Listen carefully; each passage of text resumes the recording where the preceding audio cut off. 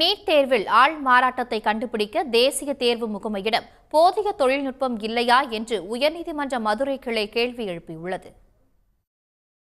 கடந்த 2019ஆம் ஆண்டு நீட் தேர்வில் முறைகேட்டில் ஈடுபட்டதாக பதியப்பட்ட வழக்கை ரத்து செய்ய கோரி தருண் மோகன் என்பவர் தொடர்ந்த வழக்கு நீதிபதி புகழேந்தி முன்பு மீண்டும் விசாரணைக்கு வந்தது.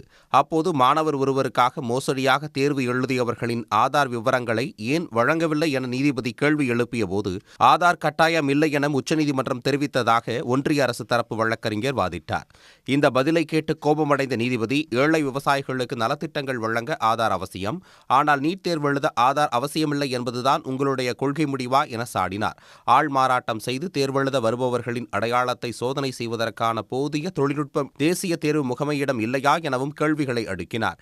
சிபிசிஐடி போலீசாரின் திறமையற்ற விசாரணையை தேசிய தேர்வு முகமை சாதகமாக பயன்படுத்திக் கொண்டுள்ளதாகவும் நீதிபதி தெரிவித்தார். வழக்கு நிலை குறித்து விரிவான அறிக்கை தாக்கல் செய்ய உத்தரவிட்ட நீதிபதி விசாரணை அறிக்கை திருப்தி அளிக்காவிட்டால் சிபிஐ விசாரணைக்கு மாற்றி உத்தரவு பிறப்பிக்கப்படும் என எச்சரித்து ஒத்திவைத்தார். உடனுக்குடன் செய்திகளை தெரிந்து கொள்ள சன் நியூஸ் பெல் ஐகானை கிளிக் பண்ணுங்க.